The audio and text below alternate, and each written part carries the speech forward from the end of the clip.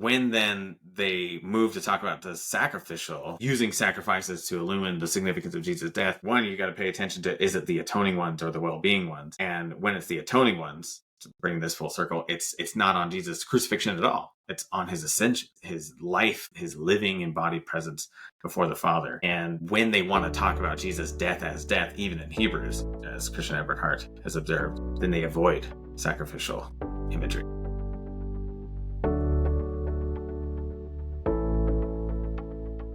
Hello and welcome to It Means What It Means, the podcast in which a guy with some college and a day job has long-form conversations about biblical texts. Today I'll be talking to Andrew Rillera. I'll keep this as quick as possible. The name of the book is in the conversation, so I don't need to bring that up here.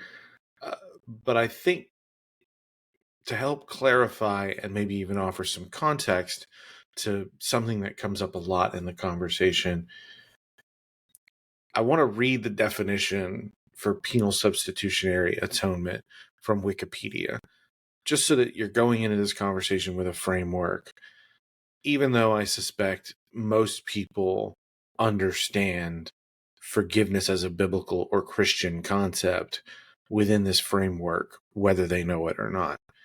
So, penal substitution, also called penal substitutionary atonement, and especially in older writings, forensic theory, is a theory of atonement within Protestant Christian theology, which declares that Christ, voluntarily submitting to the Father's plan, was punished or penalized in the place of substitution sinners, thus satisfying demands of justice and propitiation.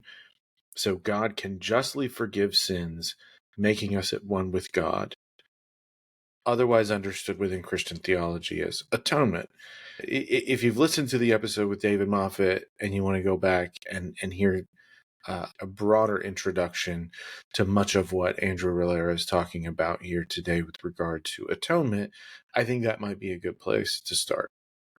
So if you need that refresher or you've never heard that interview, I would recommend going back and listening to my conversation with David Moffat. I think so much of the contemporary understanding of sacrifice, of forgiveness, of atonement is predicated on ideas that do seem to be incorrect readings of various biblical texts. And that's largely what this book is about. And it is not simply him arguing against something. He is, in fact, asserting a point of view. It is not fully fleshed out in the way that I think many people would look for in something like a systematic theology or a topical book that covers all the bases. But his book, Lamb of the Free, nonetheless, I think he does an exceptional job. So I think that's good by way of introduction. If you have any guest suggestions, feedback, thoughts on the podcast, thoughts on formatting changes, I'd love to hear those things. Just reach out to me at itmeanswhatitmeans@gmail.com. All one word, itmeanswhatitmeans@gmail.com. If you want to support the podcast, you want to know what's going on, you want to know who I'm interviewing, because I do throw out promotional videos as soon as I record an interview, you can follow me on any of those social media platforms that are out there. They should all be linked in the show notes to this episode. Or if you really, really, really want to chip in, $5 a month on Patreon will get you episodes early and maybe even more going forward. I'm doing my best to try to think creatively around what I have to offer. So I'll cut myself off and just say, enjoy my conversation with Andrew Rillera. Thanks. Take care.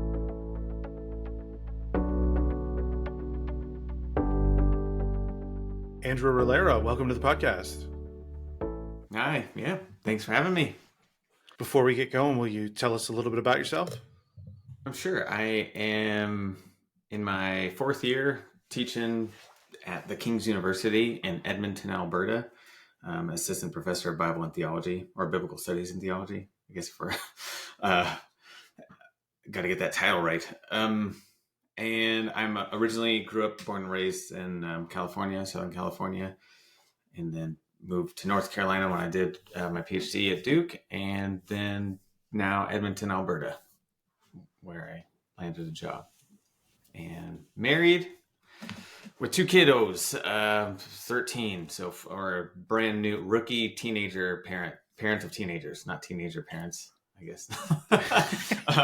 But yeah, and so 13-year-old daughter and 11-year-old boy. Okay. Yeah, I was about to say, hold on, you have 2 kids and they're both 13. That is No, that's no twins. That's scary. No. Okay. 13 and 11. I mean, that's fun. They're starting to develop personalities and not just, having things that they like. Exactly. Hopefully. Yeah. Hopefully. It's a ride. No, I'm grateful. So I got to, I'll take it while it lasts. Right now, my daughter asked me to be one of their the assistant coach for soccer team, and she wants to keep that going for this next outdoor season. It's indoor in winter here in Edmonton. It's indoor soccer, so that's a big win. We'll take it. I'll take that, and we'll just enjoy each day as it happens. That is a big won't win. want to be with me, but yeah. It sounds like you just gradually worked your way away from California weather. Oh yeah. Yeah. Slow introduction to seasons, and then now this. It actually just dumped on us yesterday. So what is it? Middle of March, on March 13th, that we got a pretty big snow dump after we had a false spring at first. It was like all melting, and then now it's and got a shovel. It's pretty deep out there. That's just stay in. Yeah, our season right now is. There will be 2 or 3 days in the 40s, lows in the 40s, and highs in the 80s most days. So weird fluctuations that they do the worst for my allergies. But okay, yeah, I'm not going to waste your time talking about weather. Although you have much more interesting weather where you are than I do.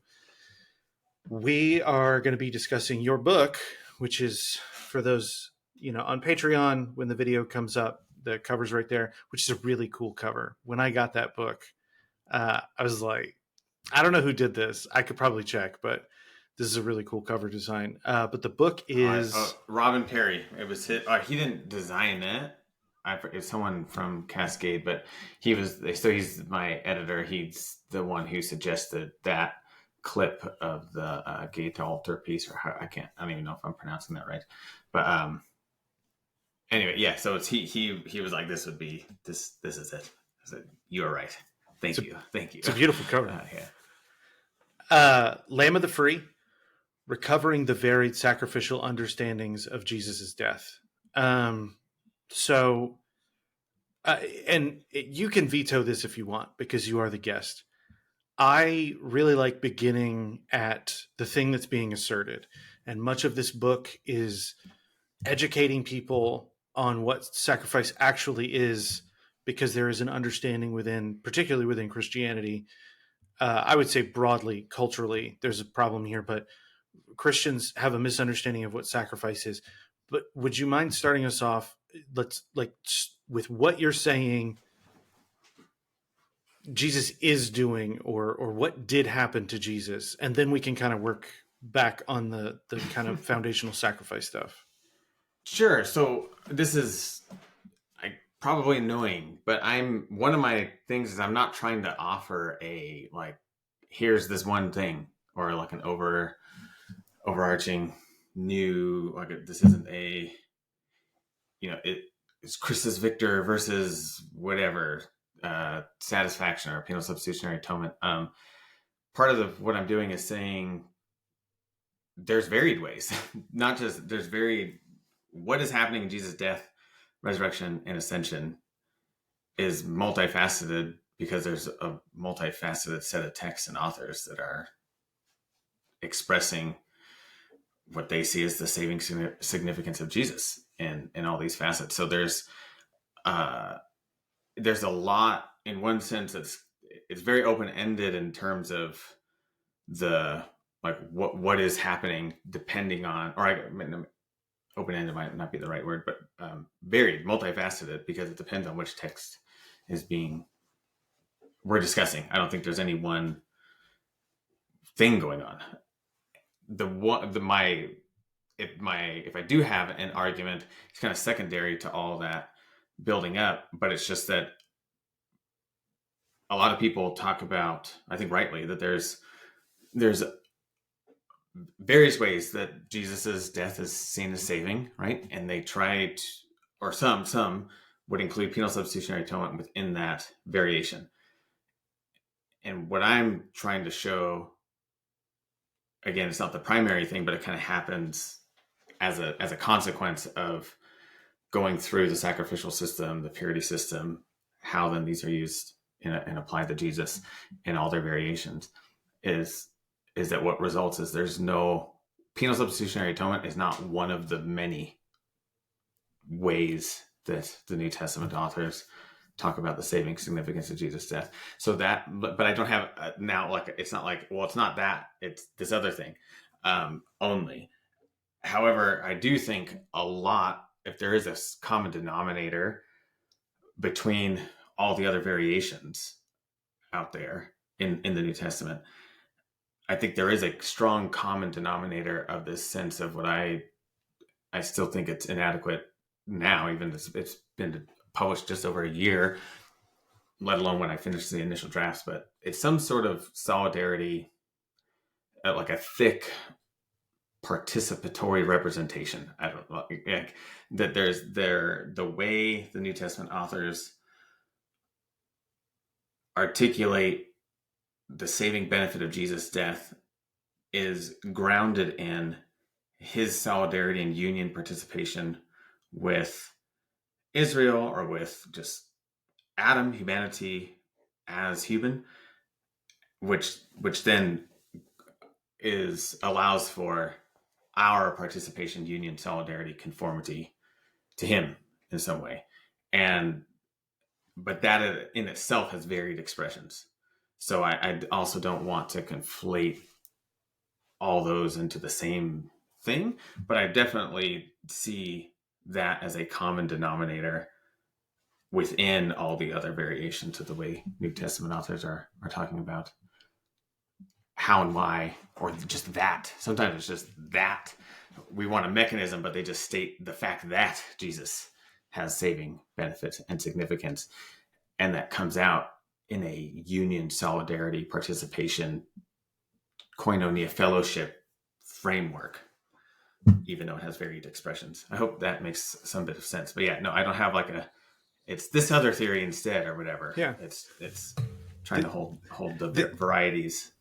This is not a multiple choice test. I wanted to avoid the negative language of you're not saying X. Rather, what you are saying is Y, because there is a lot that's being dispelled. And that's primarily around what biblical, particularly Levitical sacrifices are, and then how they relate to New Testament texts. But because I prefer the assertion, and the assertion is solidarity. That does seem to be what you're asserting in the book, right? Yes, I'm. Like I said, I just don't want that to be misunderstood. Not necessarily by you, but by whoever. Is that's not itself like a theory or an all-encompassing like thing. It's more of a framework. Is that like within which varieties of expressions of this, and I use that clunky phrase, the saving significance of Jesus' death, right, to avoid the things I highlight in the introduction about why atonement, using that word, is just, it generates more confusion. It's less helpful than it sounds. But like, yeah, you're right. I am pushing solidarity, union, participation, those concepts, but that is not its own. It's not its own theory in the way penal substitutionary atonement is a theory, or Christus Victor is like a this like contained thing. It's more about this is the framework within which a variety of expressions of the saving significance of Jesus' death works itself out. So, like, yeah, to put it like as a positive thesis, it's because that's the case, logics of substitution aren't there. And I use the definition by Simon Gathercole in his book Defending Substitution to one, I think that definition is pretty spot on and precise, and it's exactly the way my brain thinks. The way Gathercole that talks about substitution as excluding any notions of with is, it's place taking, he says, not place sharing. But I think that's exactly what we find everywhere in the New Testament, is that place sharing, not a place taking. And so by those definitions, then substitution is ruled out, because all the varieties are within a framework of participation and solidarity. So does that distinction make sense? I just don't want to be others, but not necessarily you, like I said, to think that I'm offering like another unified hermetically sealed theory in place of. I'm trying to allow for the variety of the New Testament to be seen and appreciated, if that makes sense. But in that variety, I think penal substitutionary atonement is excluded, not just absent, but like logically and necessarily excluded. So in that, I guess jumping back to Hebrew Bible, is substitution represented in sacrificial rites that are described or commanded throughout the Hebrew Bible? Yes and no. It depends. Like, you can substitute a couple of turtle doves, for now I'm forgetting my details here, but a lamb, I believe. Leviticus but 5, I mean for the offerer. No, that's what I'm saying though. Like, where substitution's found, it's not where penal substitutionary atonement wants to find it, which is that this thing is representing the death of the offerer, the deserved death of the offerer, and that this is happening in their stead, in their place. No. And that's the first chapter. So that's why I opened it up with like what sacrifice is not, especially in this in the broad-ish Western context in which I'm writing this. Those are exactly the first things, the first misconceptions that need to be dispelled. It's like ground clearing. Like, okay, we're so used to thinking about this as this thing suffers and dies in my place, and so let's clear the ground and show why that's not the case. There's no suffering involved, like ritually, conceptually. We can't look at this merely from an outsider's perspective and think like, well, the animal's dead. I'm sure that wasn't fun for them, or whatever, and how that worked out. But the way these rituals and rites are described, they do not think of this as a substitutionary death, nor the suffering of the animal. All those things are explicitly excluded. And so once we clear the ground there, then we can start, opening, all right, well, what's going on? But yeah, we're hamstrung by a lot of misconceptions about it makes a sort of sense. Like, I understand why these things have taken hold. It's because, you see an animal die or whatever, and this way, like you can connect the dots as like, oh, that thing, it must be dying in place of the offerer, and this is how it's working, and all that. It's just that's not a sustainable interpretation of these texts as they stand and as they articulate their own kind of alternative means of understanding what's happening here. So Leviticus 17, I get into like what's happening is the presentation of life, not a presentation of a death or a suffering or any sort of punishment like that going on. I want to get into the life aspect of it in a minute, but I kind of want to run two thoughts by you real quick. So two things that occurred to me. One of them I already kind of had done some wrestling with. So I don't know if you're familiar with the show Stargate SG-1, but I was a big fan as a teenager, and in my. I remember going to the theaters. Are there multiple? I remember seeing at least. Oh yeah. Okay, yeah. So there's the original movie with my dad, but I don't. like I can't claim to be a fan, but I do know I have seen at least the first one when I was however old. Yeah. So there's the oh man. So there's the original movie from the 90s. That's probably Yeah, with what Kurt? Why am I blanking on his last name? Goldie Hawn's husband, Kurt Russell. With Kurt Russell. With, I was taking a drink. I muted my mic. It's like I'm on a trivia show. All right, keep going. So Kurt Russell and James Spader were in the movie Stargate, and then in the late 90s, Richard Dean Anderson MacGyver starred in kind of a remake of that. So it was a TV series, Stargate SG-1. Okay, Stargate, it ran for 10 years, and toward the end, it had multiple different narrative arcs. And one of the last arcs, there was this the villains were this group of ascended beings called the Ori, and they came in from another galaxy, and they would essentially pose to be gods, and they received power from the belief of their supporters. Okay, so hold on. So let's put a pin in that for a second. And then the other thing is Lion, the Witch, and the Wardrobe. So I thought about both of these things while reading your book. I thought about the Ori because it always seems strange to me that, like, why would these ascended beings that are essentially divine in relation to corporeal beings, why would they derive strength from belief? But then I think, like, well, from a narrative standpoint, it makes sense that if they didn't get anything from it, they wouldn't care about belief. But that was like the idea of belief was very much drilled into me as a child growing up in church, but no one ever connected the significance of it. It always just seemed very abstract.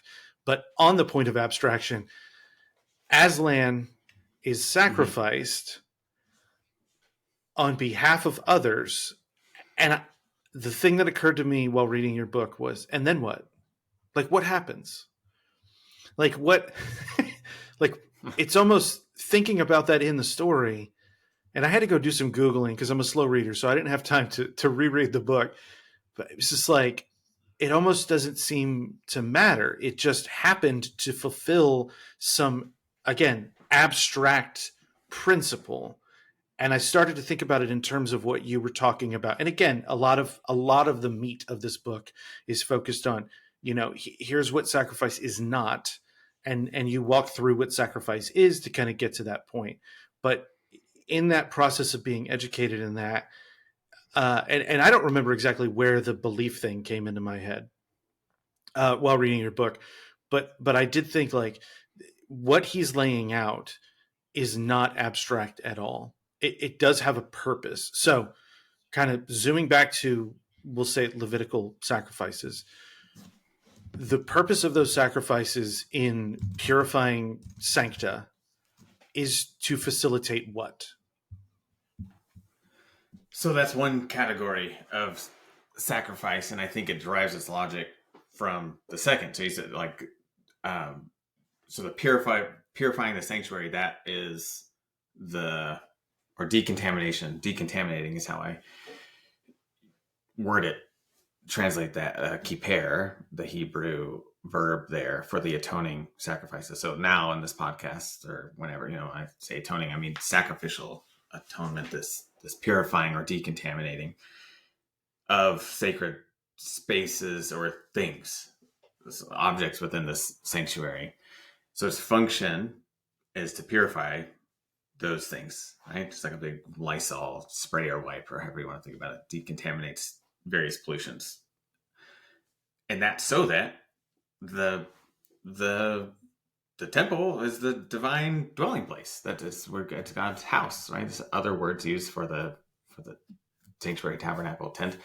And when it's clean, then God can be there, and you can commune with God through the priesthood, and that's the non-atoning. So the non-atoning sacrifices, which are the burnt offerings and the well-being offerings, which are the burnt offerings only, ritually speaking, God consumes on the altar. The whole thing. The well-being offerings, some is burned on the altar, some go to the officiating priest, the rest goes to the offerer / family, whatever. And that's like the main function of sacrifice, is a sacred meal, sharing a sacred a communion fellowship meal. That's why some translations, if you're reading like Leviticus 3, it might call them communion offerings or fellowship offerings or something like that, or peace offerings, because of, it doesn't matter, but the ones that offer eats, right? So there's sacrifices do not have that decontaminating or kippur function, and that would be like the ideal state, right? That's God dwelling with his people, have sacred meals, to celebrating. It's all like yay. But then there's actions that aren't sinful, and some sinful actions, or I guess maybe all sinful actions, was just some of, not all sins can be dealt with by means of the kippur, the decontaminating or atonement sacrificial system. But so basically you get two sources of pollution: things that aren't sinful, we call those ritual impurities for now, and sins. And they emit a similar yet distinct pollution or contaminant on the sanctuary that essentially threatens God's ability to remain. Because the holy, holy God cannot be in the midst of those impurities for long. Like, they exist for a bit, but like there comes a tipping point. And so the kippur system is aimed at wiping that all away, decontaminating it. That way the communion and fellowship could keep going. Because these sources of contamination threaten the stability, or the ongoing, like the what's the word, the stability, I guess. Sorry, I want to search for another word, but I can't think of one. But the continuity, the continuation, something like that, the continuation of these fellowship offerings with God and the people, mediated through the priesthood. The kippur system deals with threats to that ideal state. So like the kippur, does that make sense? Like the main function of temple and sacrifice is, as it says in Exodus, so that I can walk among you, but dwell among you, be with you. Great. And that is then ritualized and enacted through the burnt offerings and well-being offerings, where God's consuming, so to speak, the whole burnt offerings, and then it's all shared with the other well-being sacrifices, of which there's like 3 variations and stuff, and those details don't really matter. But now that there's contaminations, that can threaten God's dwelling among the people and ability to commune with them, then those need to be removed. So there's like 2 main functions of sacrifices, but even within those 2 main functions, there's varieties within those. And that's like, I detail that all in the book, which is not probably too much for right now, especially too much for my brain to try to whittle it down. But essentially those are the 2 main functions. And I'd say within those 2, the the primary one is the communion aspect. Is Passover within that framework that you just described? Yeah, so Passover is one of the non-atoning, non-decontaminating sacrifices. It's a celebratory feast, but it's a communal one where it's commanded for the whole congregation, like the whole people of Israel, to do this on a yearly basis. And there's a couple of these festivals, some of which feature atoning or non-atoning aspects of the sacrifices. But yeah, Passover itself is a communal Thanksgiving offering, essentially. So it's Thanksgiving is one of the 3 subcategories of these well-being sacrifices where the offerer eats it. And I nuance it more in the book, but there's some differences between like a individual or like family Thanksgiving offering. There's a few differences between that and Passover itself, but they share a lot of similarities between like the requirement of unleavened bread, and that this all has to be consumed within 24 hours. Otherwise the rest is burned. The other well-being offerings have a 2-day expiration date and stuff. So all I have to say is it's within the well-being category. It looks most like a Thanksgiving offering because of some of the similarities, and it's celebrating an act of deliverance. So it doesn't facilitate the deliverance or the salvation or the redemption or anything like that, but it is a Thanksgiving celebratory memorial of something God did. And that's, just to cheat a little bit and go already to Jesus in the Lord's Supper, which was done on Passover. And then Jesus puts on top of this Passover meal, like, hey, bread, wine, gives it a meta sacrificial significance, and also throws in there another communal well-being sacrificial feast, which is a covenant inauguration and or renewal that happens throughout Scripture. So these feasts of covenant rededication, as it were, or when it happens with Moses on Mount Sinai, that's the covenant inauguration, and then it's like renewal ceremonies that happen under Joshua, various kings and stuff. And Jesus says this is the new covenant. So again, it's sealing something that's already happened. Like it's not facilitating a deliverance or something like that. These are sacred feasts that celebrate something else God did, and that's where some, I think, confusion happens with Jesus in the New Testament. Is they talk about Jesus's death as a death that has saving significance, and sometimes they also talk about Jesus' death as a sacrifice. And then you got to ask, well, which sacrifice of all these varieties is it activating? And when Jesus is associated with Passover or things like that, it just, by virtue of what Passover is and isn't, they're not saying that this facilitated the salvation, but this is the way we celebrate what just happened. This is a cosmic exodus from under, sin and death, as the new pharaohs, or however you want to, but it depends on that's more Paul language there, sin and death. But the Passover, like the Passover did not facilitate their way out of Exodus or anything like that. It was, the first one was a proleptic, like an anticipatory, this is about to happen, very similar to Jesus's Lord's Supper. It happens before the resurrection, but it's like an anticipatory thing. But it's celebrating something as if it were already past, the way normal Thanksgiving offerings are. It's you're giving thanks for something that happened already. It was not the thing that made that event, that deliverance happen. Hope that makes some bit of sense. But yeah, there's no reference to purgation or anything dealing with human sin or contamination or anything like that. You have to be pure to eat it, and that gets into other stuff, like in order to participate in that, because it becomes a sacred food, well, then you have to be in a state of ritual purity to have contact with that sacred meat or unleavened bread, whatever it is that you're consuming there. So the crucifixion is like a multivalent, it's some part of it is a reference to Passover. Some part of it is a reference. Well, actually, I just want to clarify, is some part of it in that, like, I guess a metonym, Jesus' blood as the high priest in the heavenly temple, is his crucifixion, resurrection, ascension functioning in a purifying way in that temple space? Is that how? So I guess his crucifixion, resurrection, and ascension facilitating his being high priest in the order of Melchizedek, and then all of believers in Jesus are co-head priests. So is there that function in his crucifixion, and then also the reference to Passover, which you're saying is not about purgation or purification necessarily? It is about commemorating or celebrating or expressing gratitude for a thing that has happened, or in his case will happen. I know that's a lot of words. Yeah. Well, I mean, yeah, it's all a interrelated, tangled mess sometimes, depending on how. Yeah.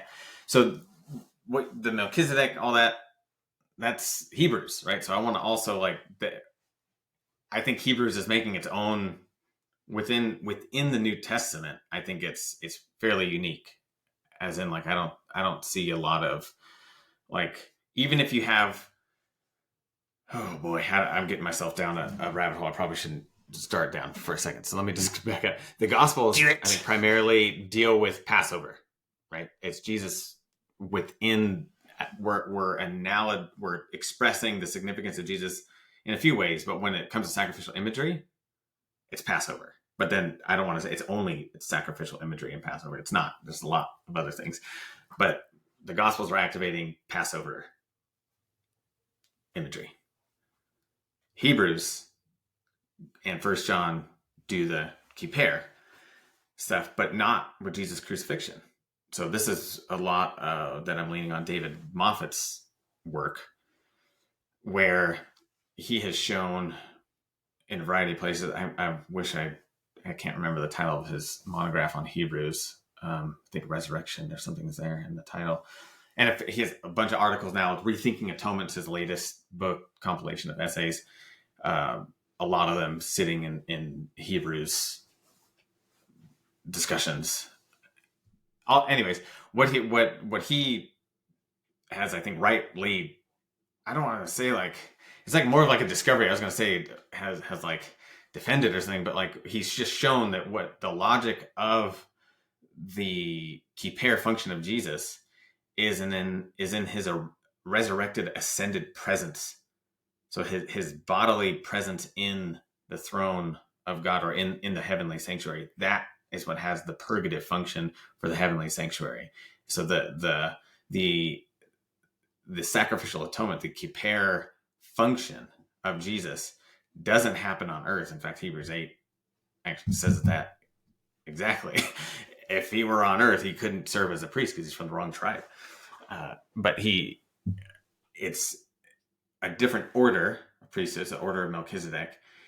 But that Psalm 110, doesn't talk about kippur atonement. So the author of Hebrews is doing something even unique with the Melchizedek stuff.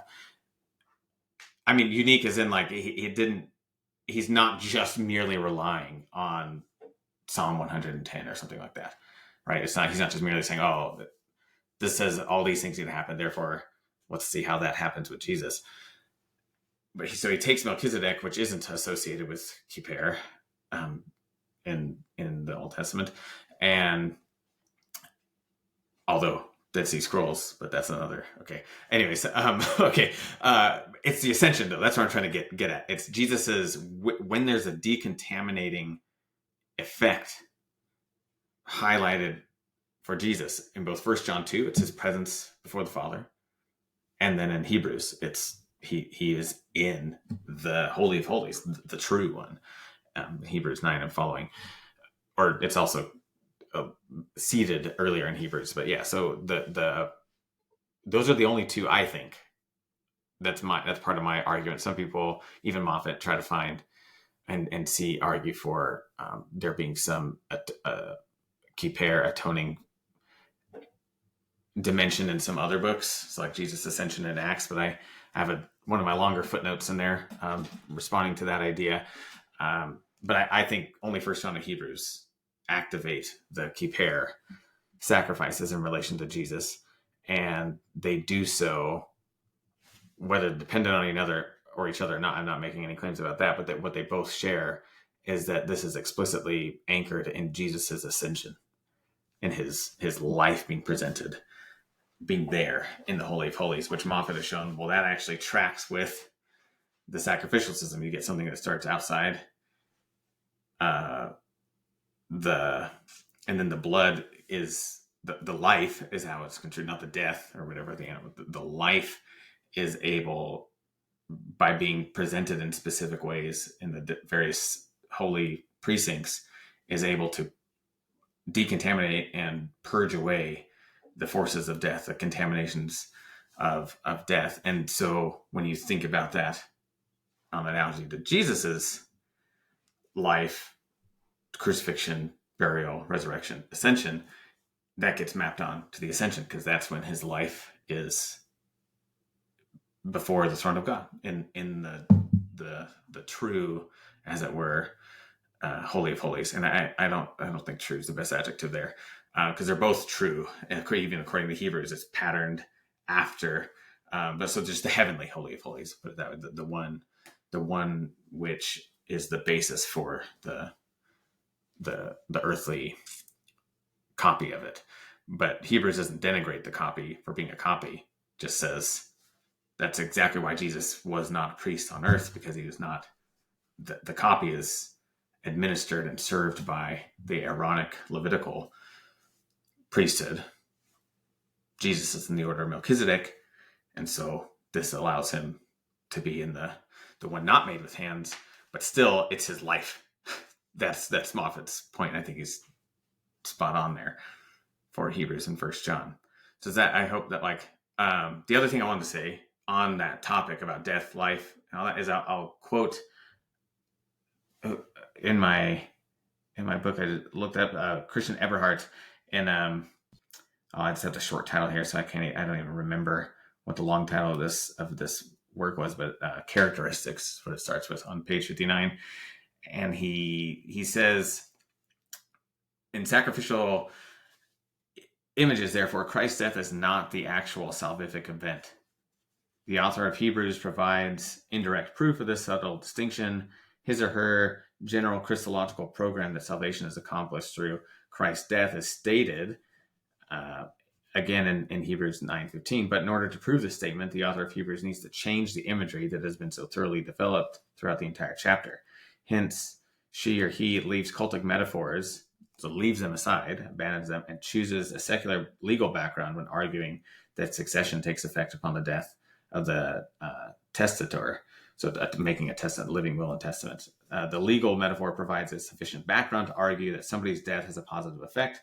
Based solely on cultic metaphors, this argument would have been impossible. And Moffat makes a similar point as well. So basically, if all that didn't make sense, it's that when Jesus' sufferings and or death, as suffering and death, are the main topic of conversation, then sacrificial metaphors are avoided.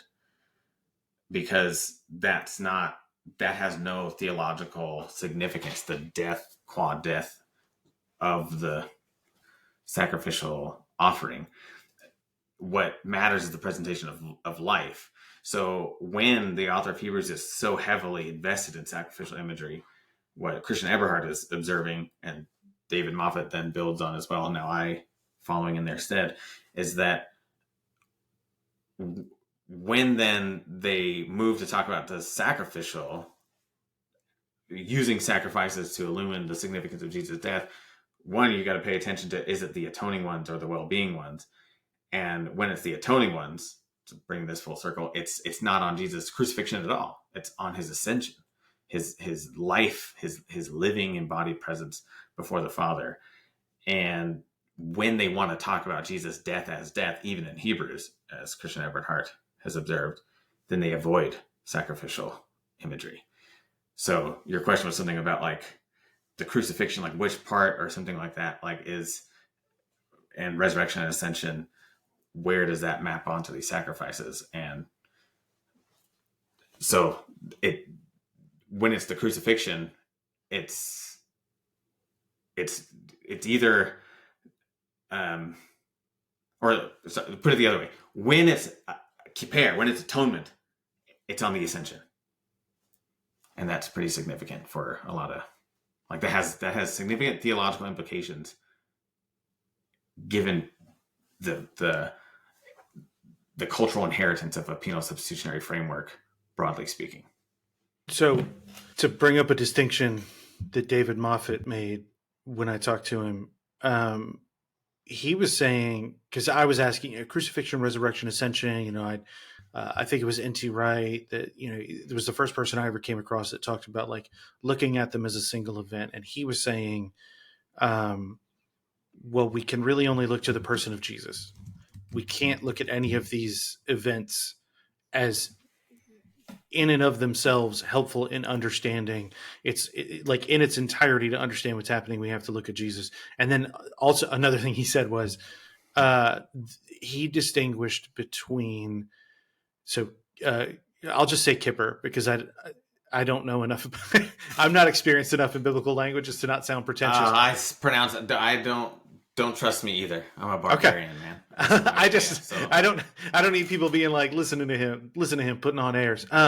So kippur and reconciliation, which is a mistake that was made. He discusses this in Rethinking the Atonement, that the distinction around the word atonement is applied in Hebrew Bible to kippur, which is about removal, and in the New Testament to reconciliation, which is about bringing something back in, and that has been confusing. You are speaking about atonement specifically in the removal or purgative sense. right? Mm-hmm. Okay, I just wanted to call that out. So that's there's not a lot of daylight between you and David Moffat on that for listeners who've heard that interview.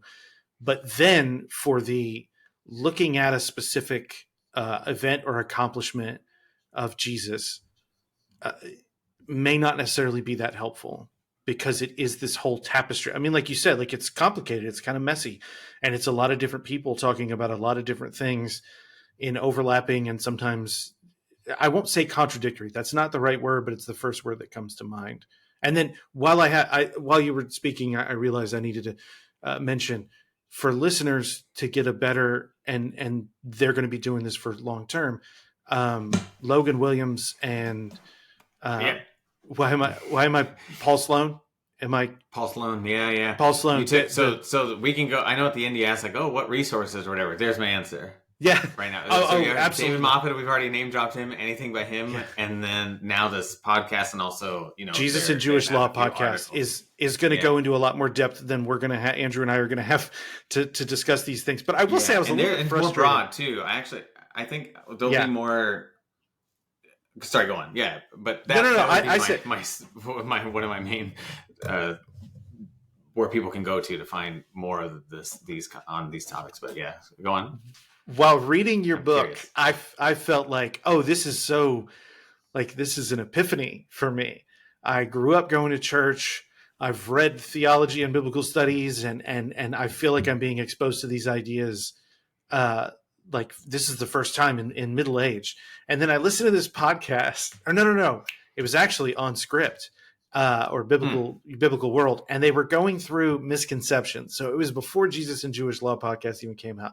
And the guy, the host, I'll have a link to it. And the host, they're just saying this so matter of factly. And I'm like, you guys have been like biblical scholars in general. You guys have been sitting on this information because this has not made its way down to people in churches, which is how this podcast got started. So any biblical scholars who are frustrated at the guy with a high school education who's going around cold calling people and taking an hour or more of their time, this is your fault. Because if I had known this stuff, it would have been a lot more helpful to digest it. But we're not talking about suffering, although there is no denying that is part of the crucifixion. So where does that? Yeah. There's no. I mean, it is. We literally get the word. That's to Eberhard's point. Is like when they are talking about the suffering as such of Jesus, which like then they avoid sacrificial metaphor. Like it's just an observation. There's not. Does that make sense? Like there's no. It's just it does. But like this is corroborating evidence for everything we put or I put at the front of the book about what sacrifice is not and stuff and how relates to suffering. Again, I'm not the only. I'm just connecting dots. Like this is stuff that's established in several ways by people that even disagree about all these other various nuances. And I'm trying to just like also show and offer in some places, my own supporting evidence for these positions that, might not have been stated, or maybe it is somewhere in, all the nooks and crannies of biblical literature that I may have missed or whatever, but like giving further supporting evidence for these conclusions that have long been understood by Old Testament scholars and stuff about like, sacrifice has nothing to do with suffering or substitutionary death or anything like that. And then you see, like, if you go, okay, sure, maybe that's just ancient, but by the time of the New Testament, maybe they did associate all these things. Well, then you just read the New Testament and go, okay, well, do they align? Like, do they keep with the distinctions we've just mapped with? Do they think in terms of like, okay, what cleanses a human body? Well, definitely not keep hair blood, because that's never how it's used. So when you want to talk about Jesus cleansing us, for instance, this is slightly different than what you're talking about, but like it doesn't talk about Jesus as a purgation sacrifice that cleanses us. Hebrews uses that explicitly in Hebrews 9 when he's cleansing things and keep hair to the heavenly sanctuary. But when we are cleansed, it's water imagery, because that's what clean bodies. And so it's just like you could just observe that they maintain the right distinctions. So similar on the suffering bit, you can just look like Eberhard did when the topic is this is painful. This was suffering. This is a murder, violent death. They avoid sacrificial imagery because that won't help them get to that point or explain that point. If anything, you're just introducing a conceptual clash. And so similar stuff like happens also with, this is why Hebrews doesn't, because it's talking about, the emphasis is very much on Jesus as having a decontaminating or atoning function. Well, then that's why there's nothing about Lord's Supper in the in Hebrews, because that's a different kind of sacrifice where you're eating and all that kind of stuff. And that's not what the author is interested in talking about, which is why he's not saying this is what the Lord's Supper means. This is your atonement and blah, blah, blah. No, because it's a different thing. So it's not helpful for their point of, I want to talk about Jesus and atoning significance. And so you can just observe, like, that's kind of the check on, have we done our Old Testament work right? Yeah. Again, things can change historically.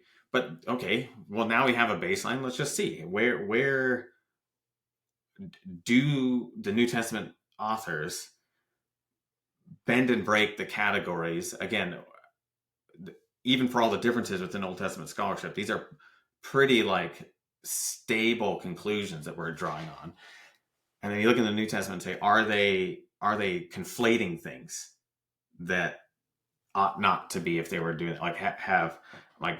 In other words, for our interpretation of the New Testament, you can't just assume that they have the same understanding of the Old Testament as I or Milgram or whoever had just, argued for. But lo and behold, you go and look, and they're maintaining all those crucial categorical distinctions. Bodies are cleansed by water washing and time.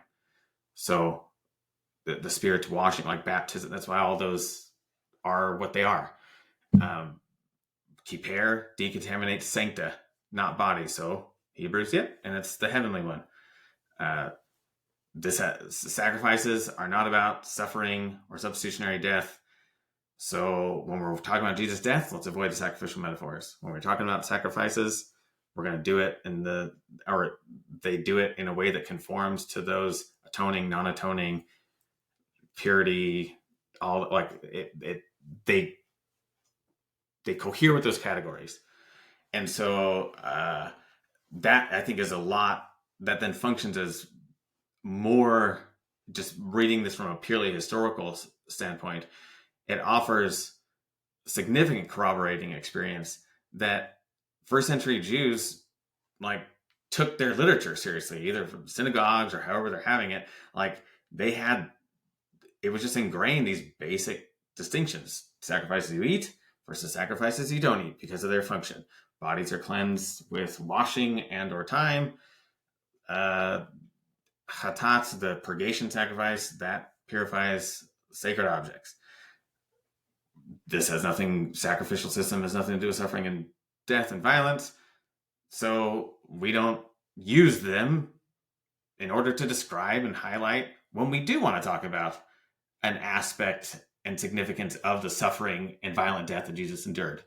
So we're going to talk about that in other categories because sacrifice is not the category for that kind of topic. And I'm not offering an overarching theological whatever to put, it's just, these are the categories within which they thought.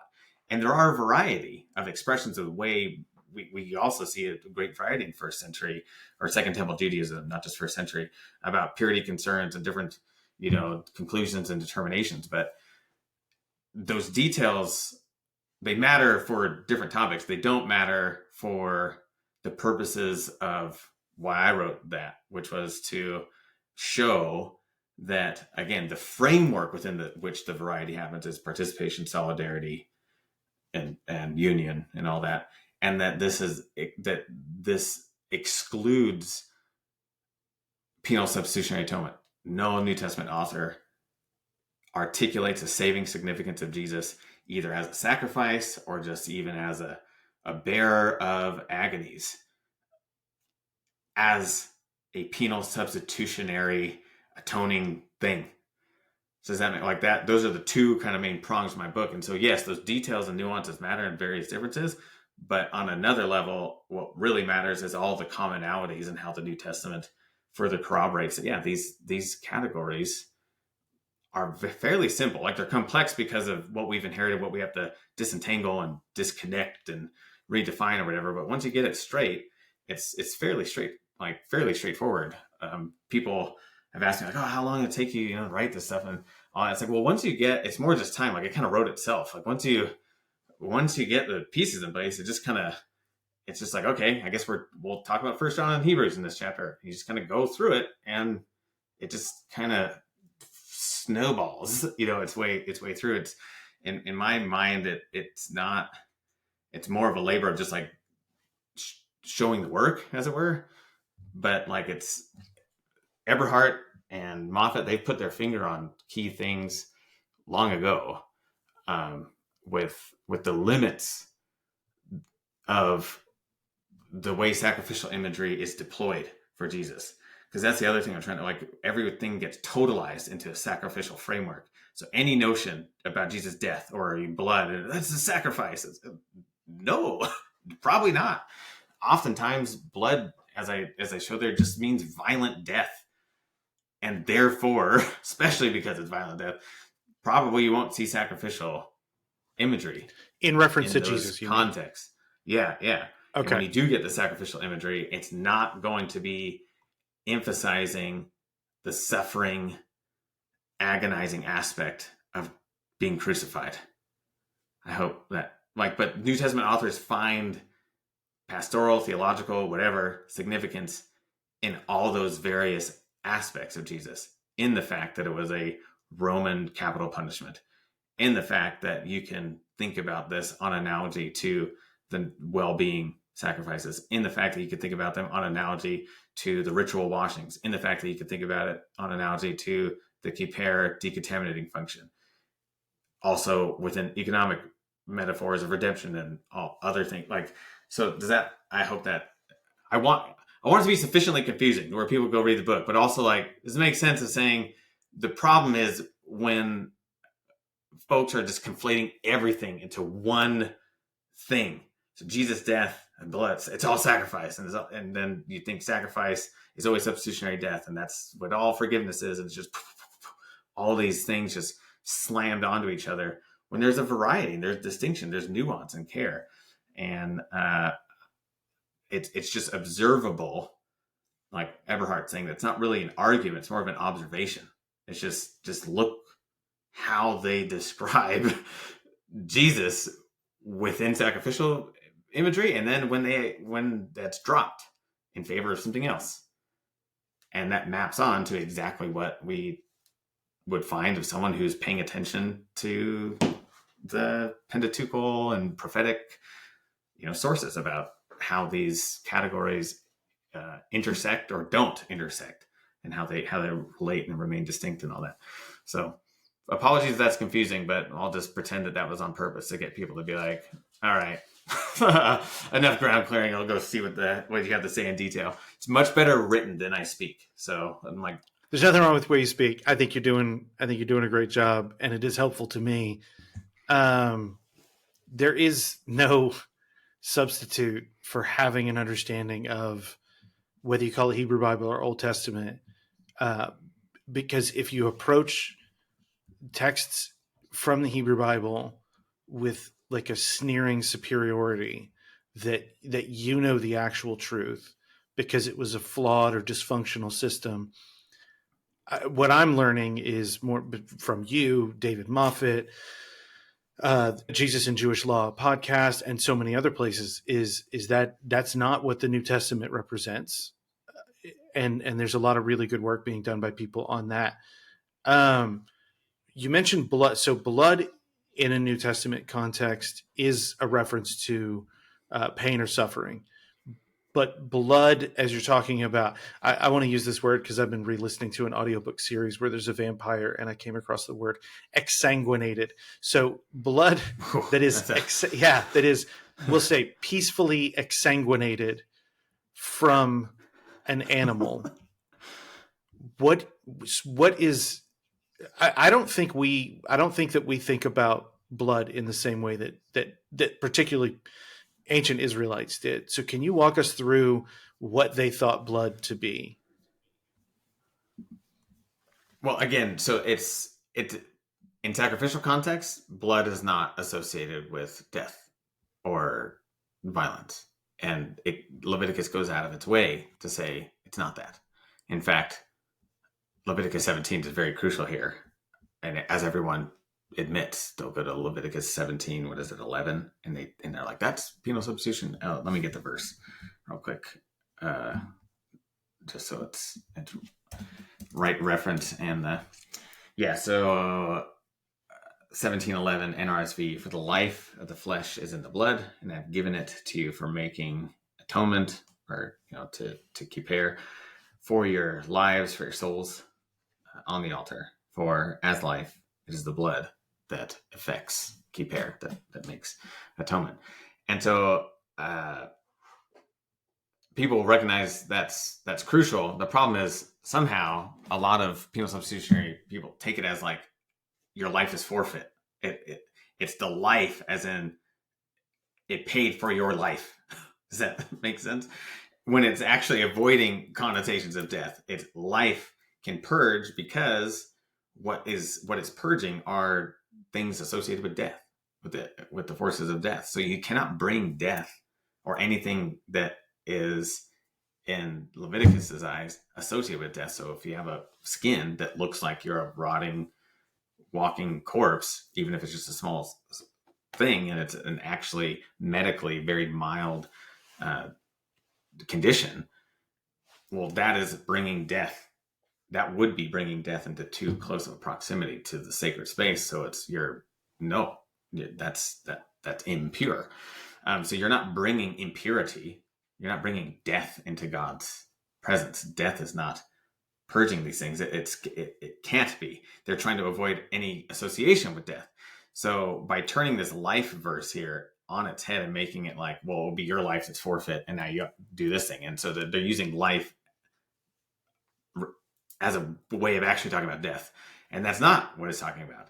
And the other reason we know it's not talking about that is because just before it makes this declaration, it talks about if you eat an animal that ought to have been so a lamb, a goat, whatever, should have been, that is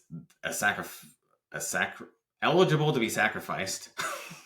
It is a thing that's eligible to be sacrificed. Then there's bloodshed. Murder comes in precisely when you don't follow the ritual protocols to transform it into a presentation of life. So it like raises the stakes in the exact way so that the audience, the reader, the practitioner, or however, for here it's a text, so that the audience realizes that what is happening in a sacrifice is transforming something that otherwise would be considered murder. And it's transforming it into something not that.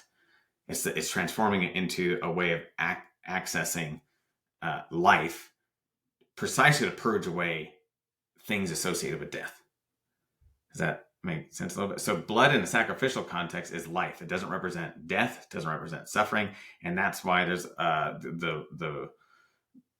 in Jewish and rabbinic theology and development of this, even though Leviticus doesn't specify too much how to go about the ritual process, there is a concerted effort, and I highlight this in the book so you can get the details there, but there's a concerted effort to make it as actually painless as possible, because ritually speaking, it's not supposed to be a representation of pain or suffering and all that. Does that, like, they're going out of their way to avoid this practice. They're going out of their way to avoid this practice being associated with suffering, pain, or death. And it's the life that has the ability to purge or decontaminate, affect removal, to remove the forces of death. Now, outside of a sacrificial context, then blood typically means violent death. So again, it doesn't, in the New Testament, I'm not saying it only ever means violent death or something like that, but that it does often show like passages where it shouldn't be.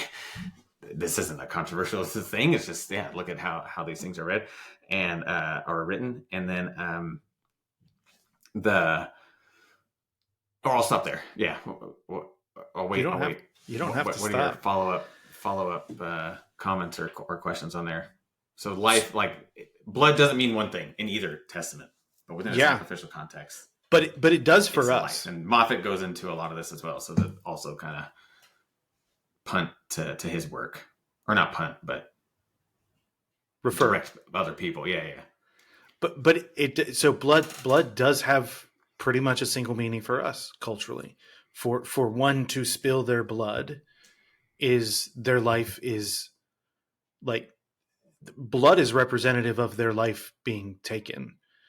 And it is much more of an abstraction, and I think it falls in line with the kind of substitutionary thing. I mean, you and I are close to the same age, so we're, global war on terrorism. People, we came of age during the global war on terrorism, and there was so much talk about sacrifice for the nation, and I think it very much is linked to this happened so that and in that case, it's this person gave their life so you don't have to die. And I think the one of the reasons I wanted to start with, so what are you saying? And I get you're not writing a systematic theology, which is good. I applaud that. But you are saying something here. And if I may, so my plan was always like day of the interview, I'm going to sit down and reread the conclusion. I enjoyed the whole book, but the conclusion really did hit me. And I won't read the whole thing, but the part that I pulled out, and so I typed it up this morning. It's from page 284 for those of you who get the book. Understanding the concepts of sacrifice in Kippur properly is part of understanding the story of salvation the New Testament is telling. For instance, if we think sacrifice is all about punishment and retributive justice, then we will fundamentally misconstrue the sacrificial images applied to Jesus. This means we will misconstrue, quote, salvation and, quote, justice. What, quote, salvation and, quote, justice mean, because these terms will be informed and defined by alternative stories and frameworks. But getting the concepts and story right are crucial, not only for an individual Christian's formation, but also collective formation as part of a common and shared tapestry, faithfully witnessing to the salvation of God in Jesus Christ as his body, the church. And I mean, so I will push back more on the idea that you're not, I do think you're asserting something here. And I think that is in a nutshell what it is. And also, above that, there's a paragraph where you're explaining why you chose the title Lamb of the Free. And those things really resonated with me, because as I'm reading these, I forget when we finally coordinated, but it took me a long time to read it because I'm a slow reader. But there is a lot of retribution talk. I know a few days ago, I sat down with Chris Tilling and we were talking about retribution. I've talked to other people. It is very much in the culture. It's in the air.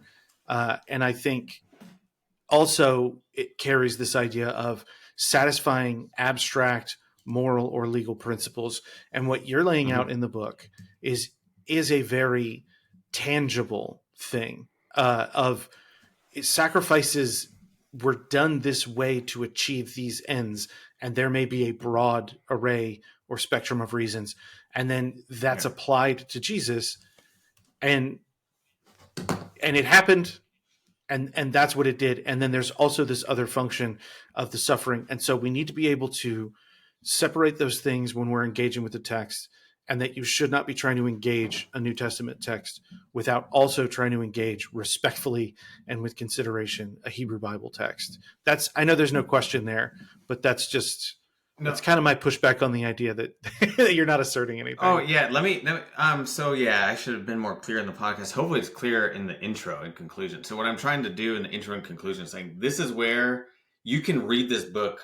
Like, if you want to know why, like, that's what those are for. Like, so the conclusion is not a typical conclusion. It doesn't just summarize, right? I kind of do that really quickly at the very top. And I say, now I want to talk about implications. So the intro and conclusion are where I'm saying I'm writing it from a Christian perspective in those areas, right? Because I do want to use this opportunity to kind of turn that corner of the so what, right? Why does this study matter? Well, okay, here's why. Because in the intro, this has informed cultural understandings of justice and the penal justice system and stuff, and to give people some sources there. And so it matters for discipleship and all that. But I intentionally bracket those out as an intro and conclusion to kind of go like, yeah, what are the implications then of people who claim to be followers of Jesus? So yeah, you're right. Definitely there, I do. But what I was trying to say earlier in the podcast is like these observations and what I'm doing in the middle is because I'm not trying to offer some overarching, like it's this atonement theory and you got to believe that for salvation or whatever. I'm just trying to get in like a classic, for better or worse, stay within the limits of classic biblical, historical, exegetical criticism in between, right? Just what is going on. Let's just describe this. Let's do as much work and ground clearing and all that stuff to just describe these texts as best we can. So I'm trying to say that that part you don't need to. This isn't like, oh well, you only have that interpretation of Matthew or of Hebrews or whatever because it's predicated on your theological convictions about Jesus or whatever. I'm saying, well, obviously for Christians, or at least a large swath of them who think our theology ought to be based on these things to some extent, the text, I mean, the scriptures and how that happens, then it will then have those theological implications. And so that's why I wanted to touch on those in the intro and conclusion. And so the conclusion is kind of its own like mini appendix almost, outside the like first like subtitle or the first couple paragraphs where that's like a more traditional sounding conclusion, where you're just kind of, giving the too long didn't read version. But yeah, so I know you didn't have a real question, you just an observation. I'm just agreeing with you. Yes, that's right. There is in those parts, I'm definitely trying to use this as not that I could say everything, not that I like even know like what I would add at this point to what I did say. Maybe I said everything I could say at the time and all that. So I'm not trying to claim to be exhaustive, but like I did want to put more, get out there those theological implications for people who say that they follow Jesus and we want to anchor our belief and practice in these texts. And it's like, okay, if we've done all that work, then no more of this other stuff. This is problematic. Does that, yeah, but you don't, it's also like, I now hearing this is going to be videoed, I broke my rule. I don't even like doing these podcasts or whatever, but whatever. Now I've done enough. It's like, okay, but I turned down a YouTube thing just because I didn't want to. I was like, I don't want to be on YouTube and like that. Like, but all that. Sorry, this is a side point. But it was from how am I blanking on his name? Was it Depew? Isaac Oliver. Oh. Depew, I know him. Yeah, we're friends. I was like, so I was able to say, "Hey, man, I'm weird." I wanted to rub it in. I wanted to rub it in his face. Well, look, hey. now this will be recorded. John, I didn't mean it. I got hoodwinked into this. I had no idea. Eat it, John. But he was saying, I like your Old Testament bit. So is Isaac Oliver. Like, can we just I just like even just that alone, and I really good compliment coming from him. He's an amazing scholar. I want to be like him when I grow up, type of a thing. I'm just very careful. Sorry, I lost my train of thought. Oh, but like, so it's that descriptive historical work. That's what I'm trying to say. So like the meat of the book is like that, and that's even seen and affirmed in other places. So that's a long way of trying to say, you're right that I definitely have theological agenda, and I'm open about that in the intro and conclusion, because you can't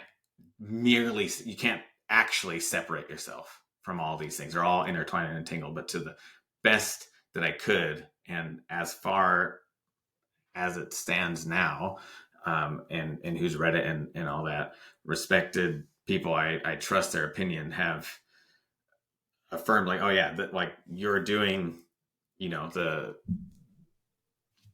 like good descriptive historical critical scholarship, here. And so does that make sense? But then you are like, for Christians, you that should matter. That stuff ought to matter.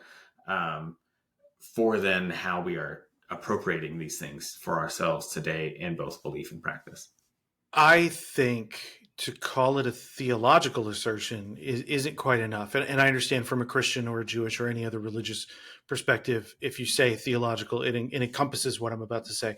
I think what you laid down is an ethical assertion that a lot of people are looking for from Christians, particularly in how you talk about, look, if Jesus' resurrection isn't substitutionary, neither is his death. And that was, I felt like that was kind of a mic drop moment, even though the book doesn't stop there. But that's a pretty good argument. Like, we're all told that resurrection, Paul talks about resurrection as a thing that Jesus goes ahead of us for, and crucifixion is the same thing. And I think it's kind of hard to wrap your head around. I'm in the US, you're in Canada. I know you're from the US, but like, we're in North America. It is, despite what many people have been saying for, most of our lives, it is not a dangerous place to be a Christian or a Christ follower or anything like that in the physical sense. But the message of love that I think your understanding of sacrifice and solidarity automatically lead to, it's in line with, I'll refer to listeners back to Samuel Wells' episode on improvisation and Christian ethics. It reminds me of that. Yeah. Yeah. I mean, you know what? I wasn't like reading him again, but I've like probably I've a lot of that stuff just kind of in me now. Sam Wells, that kind of framework as well. So it just kind of I take that as an affirmation, a compliment of sorts that it made you even just think of something like that. Oh, it's 100 how it fit, because 100%. Andrew, I'm saying you're a radical calling other people to a radical point of view that is predicated on love, on a kind of love that is focused on giving, because its foundation is in there is this unending well of love that came the way of creation, that came toward creation, came to be within creation. And what you're saying, even though these aren't your words, is, and you're supposed to do the same. And it's much bigger than, look, most of the book, like you said, is evaluating these biblical texts. And I think you do a remarkable job of that. I really enjoyed that part of the book. The part of the book that really hit me, though, like the spark in the book, is where you're saying ethics should be predicated on this. And that is what the rest of the world is looking to. Christians, Christ followers, however you want to designate people. Mm-hmm. That's what they're looking for, rather than the part that is quibbling over what it even means to love, and is essentially playing the part of the protagonist in the Gospels, asking, well, who's my neighbor? Like, so this is me gushing over you now. Well done. Thanks. No, for like, so, I'm in the middle of the semester right now and teaching, and as it happened, my intro, we have a required intro to Bible course. So that's like it's fun, but it's, talk about overview. But so we're in Jesus this week, or we just did our first two things, finally getting to the New Testament. And student raised her hand yesterday. Oh, I have the recording up. I want to get their question exactly right, if it picked it up, because they were pretty close. And it said something like, so what you're saying is like how Jesus like lived. It's just so, I'm laughing because it's like, it's so simple, but then it's just like, yeah, like as you said just now, like this is new. So he's like, so you're saying like as Jesus lived and what he's teaching is like, we're supposed to live like him. I'm like, yes. Like we've inherited some form of Christianity that's like, you just need to believe, like it's a barcode theology. God goes, beep, what's in your head? Did you, how many creeds can you maybe not just know or confess, but that you can explain? I don't know how, but like, it's like, no, it's we're supposed to, live like that. But then, it was in the context of unpacking this, like taking up your cross, and how this teaching, like how the Gospels even just make a metaphor out of the journey from Galilee to Jerusalem, of the way of the cross, and these all of Jesus' teachings there. So it becomes, this is like new Exodus motifs. There's all kinds of things pinging there in the gospel stories. But it's basically it's as Jesus, so you. And so again, even that though for me is just, that's what these texts say. Like, how did we get anything else out of them? This is upheld. The one consistent thing, again, for all the varieties, you could do that with the Old Testament scholars or whoever, New Testament authors, for all their varieties, they share this basic understanding notion that Jesus has revealed mature image of God humanity and making it possible for us to do and be that. And that making it possible, that's where you get some differences of either, of explanation or whatever.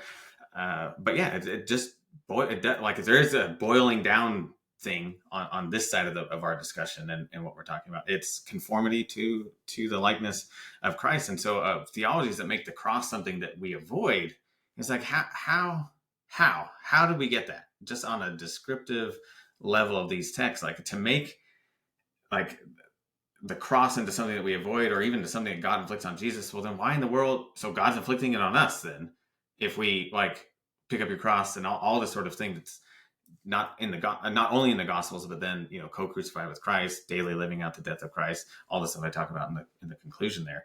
If this is the very thing the followers of Jesus are called to likewise take up, and that it goes beyond the mere willingness to literally undergo capital punishment, but it has suffused a way of thinking about human relationality, and of John Barclay, and I'll borrow from it, a self-with. So sometimes this cruciform cross likeness gets turned into like selfless, but that's not, he's helpfully shown like it's not the losing of self, it's the giving of self for the purpose of being with. It's a self-with rather than a selfish or selfless paradigm. You get this like mutual reciprocity.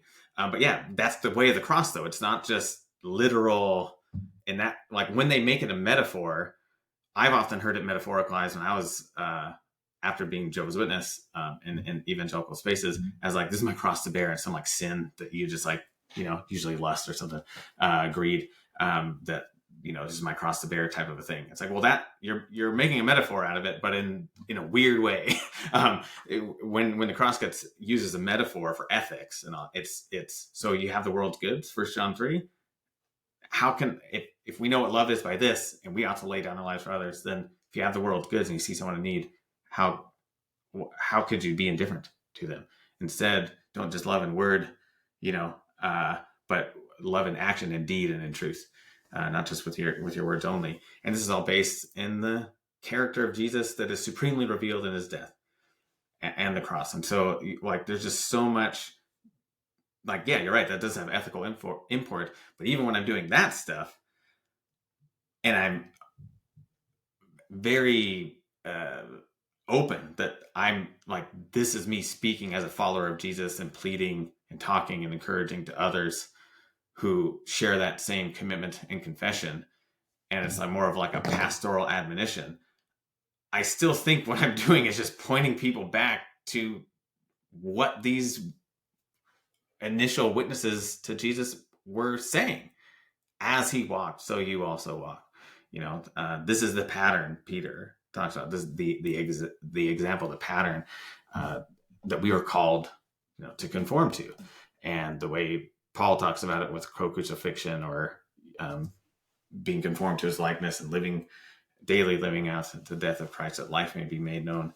The Gospels of taking up your cross. So the variety of ways of talking about it. Hebrews, as I argue in the book, about bearing his reproach, which is, we're not just co-high priest, but co-sacrifices with him, purgation offerings in a weird sort of way. I try to show it to make sense of that. But all those ways, right? They're all varieties. But I still think even when I'm doing that like ethical claim, at least for me, it's just as like, is the cross something we're called to avoid, or something we're called to take up? And in that taking up, and it's then used as a metaphor, pay attention to how it is used in a metaphorical sense. about our sharing in the sufferings of Christ in Philippians 3. For instance, you have a fellowship with his death, being conformed to the likeness of his death, so that we can share in the resurrection. And yeah, that's it. Like, again, like, I don't know, maybe I'm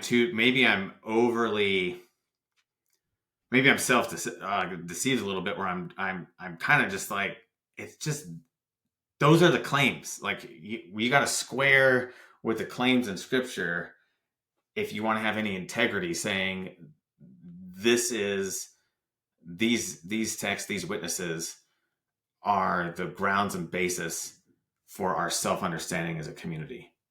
Well, then it ought to look pretty close. Like the claim, it's how can we accept frameworks that make 90% of the New Testament make no sense if the cross is talked about and Jesus' death is talked about and his character is ultimately and supremely revealed in the way he died, in the way he shared his life. If all that is always talked about as the very pattern, paradigm, source of our salvation, because it's saving us from, as Peter says, the now I can't remember how he says it, but like the wicked or worthless ways or unjust ways of your ancestors that you've inherited. And now we've been redeemed out of those to live according to the likeness of Christ together. Like that, how do you make sense of that? You can't in a penal substitutionary framework.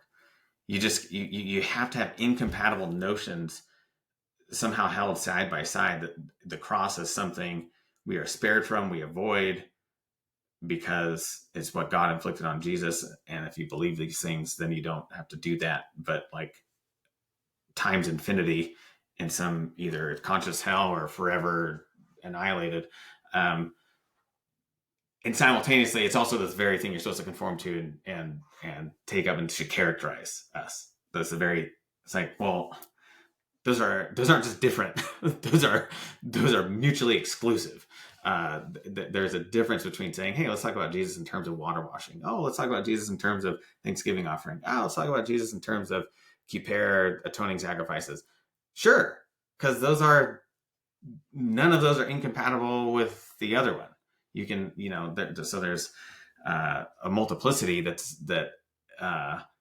is coherent, whereas penal substitutionary atonement just is sawing off the branch you're supposedly sitting on. It just makes everything else fall apart. So yeah, it's definitely theological, ethical, pastoral, all those kinds of things. But maybe it's easier for me to say I don't think of myself as a radical. Sorry, this is also in the back when you said that. It's like, unless the root, getting back to the roots or whatever. It's just this is what we see in Scripture. Take up your cross, conform. We share. We are co-crucified, sharing the likeness of his death, and that is that is it. That is the point of being a follower of Jesus.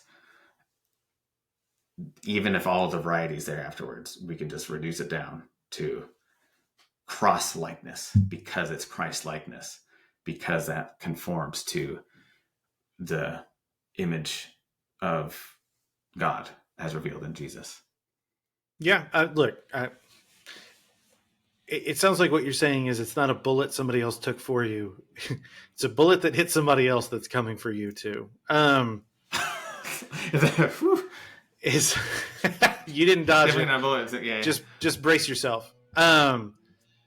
Is there Exactly. anything, and there is a lot in the book, but is there anything in the book you were hoping I would ask about that I did not? No, but I had a little nugget, and I'm unsure how it would be received. By me? No, by just anyone. I'm just like, has this been? So there's a small thing. My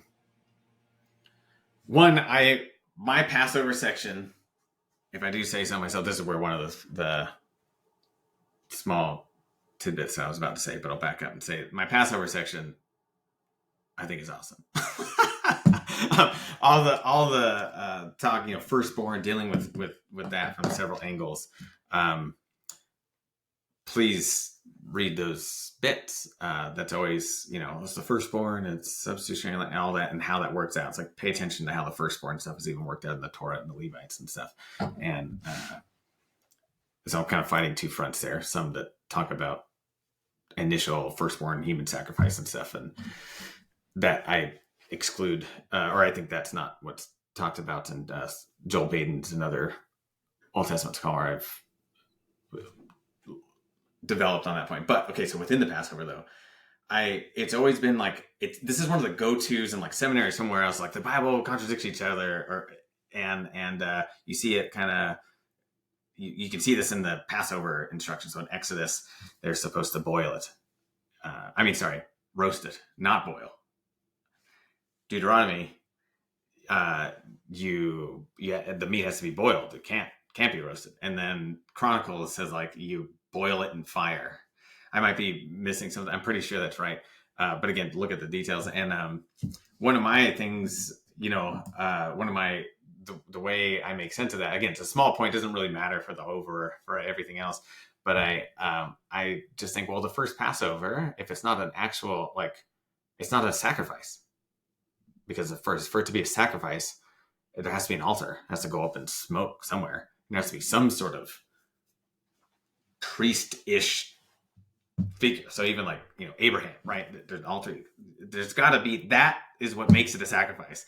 Absent that, it's just a really cool meal that has some rules and protocols or whatever. But it's not a sacrifice. And because it's not a sacrifice, this is why I think one of the ways Exodus narrates the first one is it makes it that the first people eating it, they did it in a way that would be a sacrilegious act if it were a sacrifice. Only God's portion could have direct contact with the fire, and you have the meat that the offer is eating has to be boiled meat. It can't come in contact with the fire. So by then having the first Passover in Exodus, because it's not a sacrifice, so you can eat it in a way that is definitely not the way you eat sacrificial meat.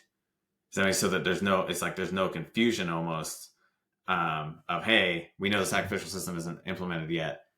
Don't worry, this wasn't a sacrifice. This is the thing that we're going to ritualize through a sacrifice later. Celebrating that kind of thing, but this first one wasn't it, and I think that solves the problem. And like that, there's no contradiction between the two. It's just that the first one wasn't a sacrifice. So when it is in Deuteronomy, well, that's why then now you can't roast it. It's got to be boiled meat for you to consume. So anyway, I liked that surprise how that came to me. It's a small thing, and I want someone to respond to that. I think it's pretty cool. I'm not saying it's right. I just hey, it's worth thinking about. I took away one of my main go-to hey, there's some let's be more nuanced when we talk about the Bible and differences and stuff. But I think that one ought not to be used anymore, because I think it actually makes sense on its own terms. And there's plenty of other examples to go to. But yeah, so small thing. Use this. Now that it's been a bunch and I've never talked about it, I wonder how people are going to receive that. You hear that? He threw down the gauntlet, guys. No, it's a silly small bit. I'm okay to be mistaken or wrong on that, or just not, or missing some other piece of the puzzle that further brings clarity. But that's why I want it to be out there. It's all right, what is it? Help me. I thought it was an interesting point. Yeah. No, I mean, when I read it, I thought that was interesting too. That's not something I had ever noticed. More important though, more significant would be the firstborn thing, but I didn't want to talk about that right now. But that is actually the more important bit that people are more typically interested in for this. So all that is discussed, as well as the function of hyssop and stuff, I think is important too. But why not talk about an inconsequential side quest that I had at this point? Guys, buy the book so that he can buy a snowplow, because there's a lot of snow Oh yeah, actually, new transmission. That's more pressing. One of our cars. Yeah, those suckers, man. Sheesh. Yeah. So you threw a lot of recommendations out. Were there any? And I will organize those and have those in the show notes. But were there any that you thought of that you wanted to throw? I don't think I. Yes, definitely mention Logan Williams and Paul Sloan's podcast. That's now up and going. There's 3 or 4 episodes out right now. They're incredible, and I've already used them in class as assignments or recommendations, depending on the class. So that's really helpful for all the podcast listeners. Obviously, find another podcast. And then I don't think I mentioned Moffat's work. Anything, Google him, watch all his things. Yeah, especially on New Testament, like relating these things to New Testament concerns. Eventually, Paul Sloan's book, Jesus and the Law. That might not be the title. Sorry, Paul. Something along Jesus and the Jewish Law, maybe? It'll be in the show. Anyways, just look them up. Yeah. Okay, so those are all there. And I don't think I mentioned, but it's footnoted a lot. So just look at the footnotes. But Matthew Thiessen's Jesus and the Forces of Death would be another go-to. That's a good one. Yeah, that one's come up. If you want more Old Testament stuff, look at Leanne Feldman. I know you got a lot of Milgram. Anyone, yeah, but like anyone's interested. Yeah, Milgram's he's a staple, and I try to take on some of the criticisms he's received and respond to those. But Leanne Feldman, Old Testament scholar, works on the priestly literature. Anything that you can find with her dissertation turned monograph is probably expensive. Consuming Fire? I don't know. Maybe your that's the her translation of P of the priestly source. Okay.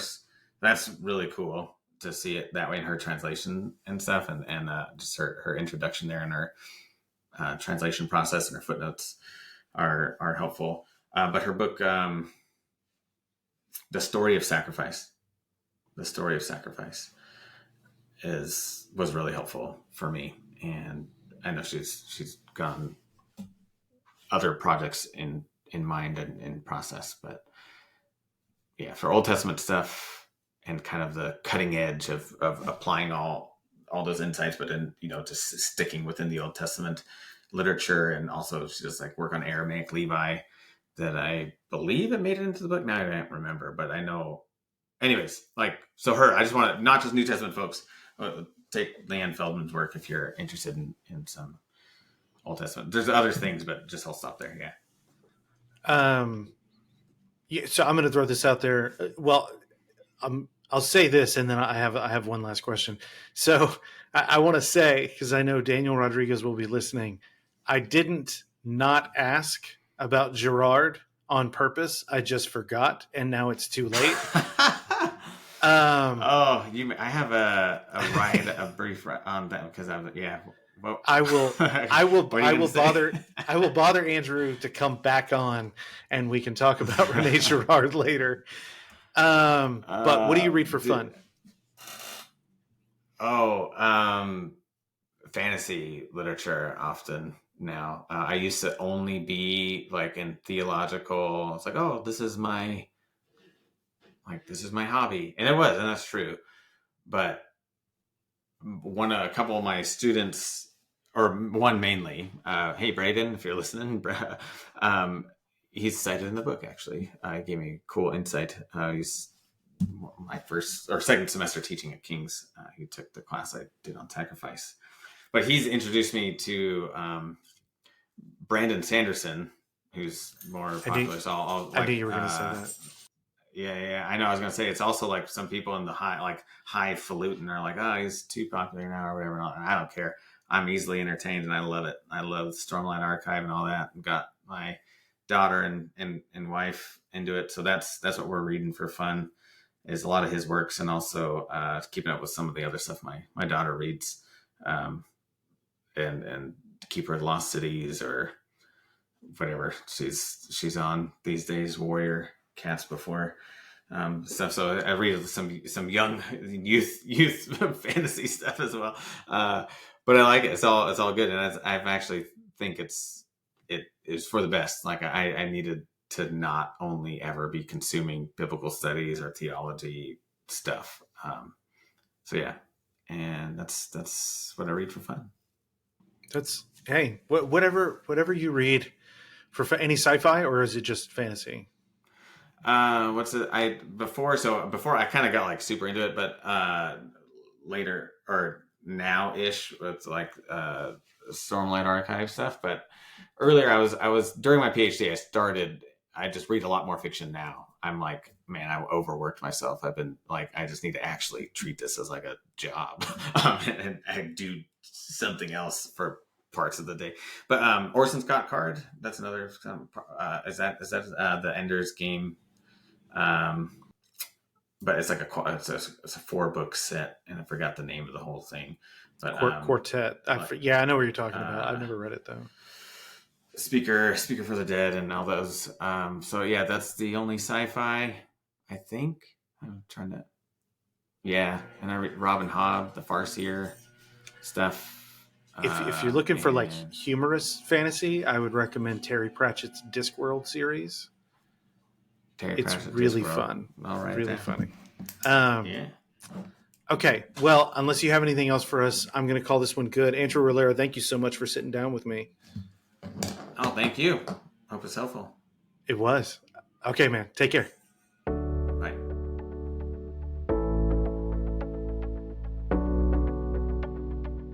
Thank you so much for listening.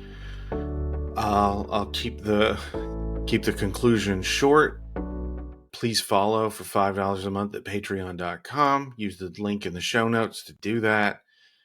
Reach out to me at itmeanswhatitmeans@gmail.com. All one word, itmeanswhatitmeans@gmail.com with any feedback that you have. Other than that, social media, all of that stuff is linked in the show notes. Yeah, and subscribe wherever you're listening. Next week, my conversation with Sam Blankenship on her article.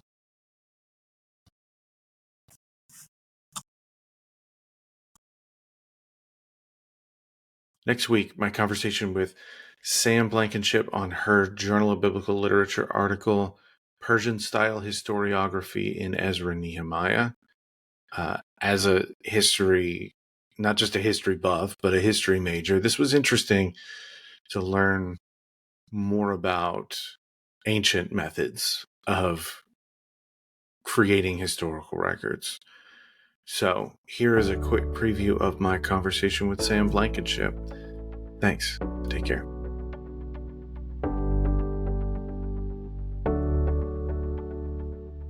So when I think about charts as this category and this technology, it's something that goes all the way back to the Sumerian period. So in the beginnings of writing, people are using this kind of format to document stuff, usually for administrative purposes. But because Greeks and then the people living in Judea or in Babylonia who are Jewish and who had been deported there, they're experiencing charts in the Greek case probably for the first time, and in the Jewish case, like maybe not for the first time, but right now in the period that Ezra Nehemiah is about, in the context of the Persian Empire. So like when they see charts, they're always Persian charts. And the other thing that I think is noteworthy about these charts as a style of administration is that the Persians do it obsessively. There's this great, I don't think I mentioned it in the article, but there's this really fantastic letter that was found on a piece of parchment in Egypt. And it's for the repair of an Egyptian boat, but it's being paid for or sort of overseen by the Persian administration. And they make a chart of this many pieces of wood, these many, beams of this type of wood, this many beams of this type of wood. And they actually count the number of nails that they need for boat repair. So they're like incredibly painstaking in their use of the chart to sort of document every little thing in their empire, to an extent that I think is not maybe the case in some of these previous empires or kingdoms that use the same technology. And then I think, so my point is that I think it becomes, as a technology, it becomes associated with Persian administration. And so that's sort of in the background of Greek sort of attitudes about the chart and these Jewish versions of charts that show up in Ezra Nehemiah. In my view, like they're thinking about this as a technology that has something to do with Persia.